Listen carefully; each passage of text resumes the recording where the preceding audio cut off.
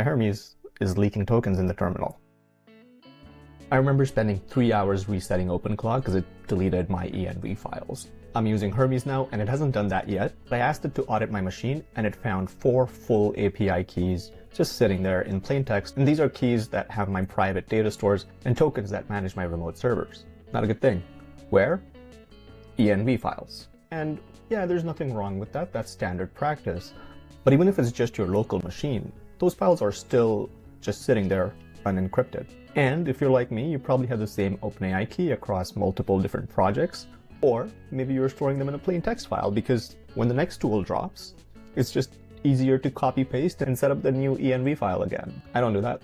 I do have to give credit to Hermes because it didn't find it leaking any keys in my session transcripts, but will it still do that if I start using a different model? And with new attack vectors like prompt injection, maybe it's going to browse a compromised website and then just fill out all of my keys, like the Supabase key from 3 months ago that I completely forgot about. So yes, I'm an idiot for leaving my keys everywhere, but I realized I was wasting a lot of time managing these keys and creating risk. So I decided to set up a tool to make this easier and more secure for the next new AI tool that I decide to set up.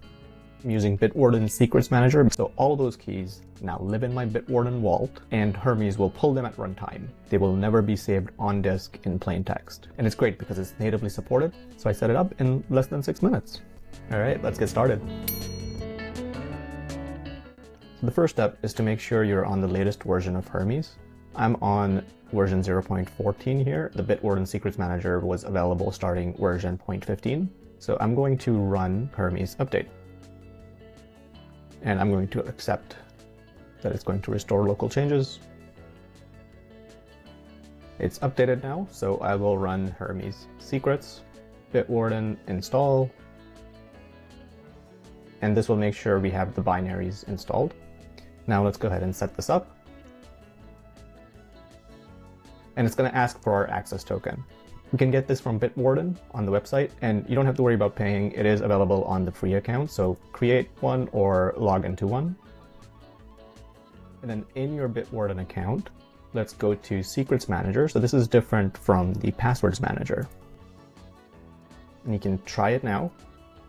It's going to ask you to create an organization name. And at the bottom, you can subscribe to Secrets Manager. Once you're there, go into the Secrets Manager. We'll follow these steps here by creating a machine account. Just give it a name.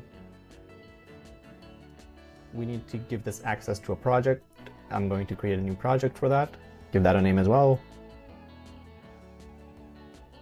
And now if I come into my machine account, I can add the project here and hit save.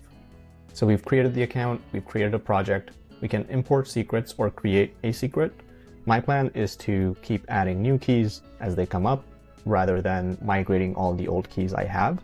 So I'm not going to import secrets, but I am going to create secrets for the keys that I saw were leaking in my audit. So I went ahead and added some secrets in there. So we've created the account, we've created a project, we've added the secrets. Now let's go to the machine account and create an access token. I'm going to set this to never expires, and I'll copy that. If I go back to my terminal, I'll paste that in here. Pick a Bitwarden region.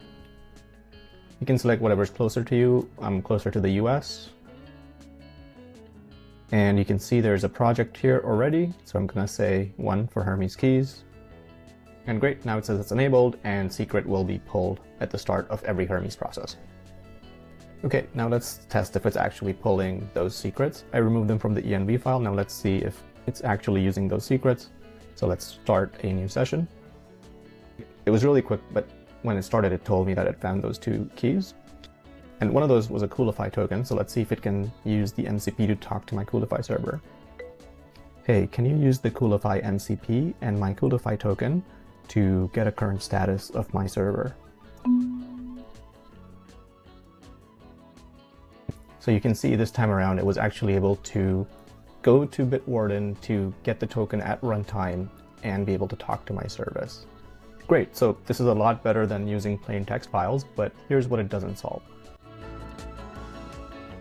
Bitwarden retrieves the keys and puts them in the OS environment at runtime, which means they're in memory. So if a prompt injection attack happens, technically they're still accessible, just not on disk. To prevent that, you need something like Agent Vault, which is more like a broker and less like a retriever. So with Agent Vault, your keys aren't in the environment at all. They're just proxied on every request. But to set that up, it would take about 30 to 60 minutes, whereas this took me 6 minutes to set up. But if you're running a lot of web-based flows, like web scraping, social media, emails, basically where there's a greater chance that your agent might pick up some prompt injection, then it might be worth it to spend the time to set up Agent Vault instead. But for my use cases, for local development and personal projects, this gives me enough peace of mind. And now I don't have to worry about this problem with the next tool that I set up. That basically wraps up this video. I am working on a video that shows you the best agent skills out there, especially skills that already have a lot of domain expertise baked into them. So if you're curious about that, subscribe. If this was helpful, leave a like. If not, leave your keys in the comments. Thanks for watching, and I'll see you in the next one. By the way, I don't understand Braille animations. Why is that a thing? Because you can't touch the animations, can you?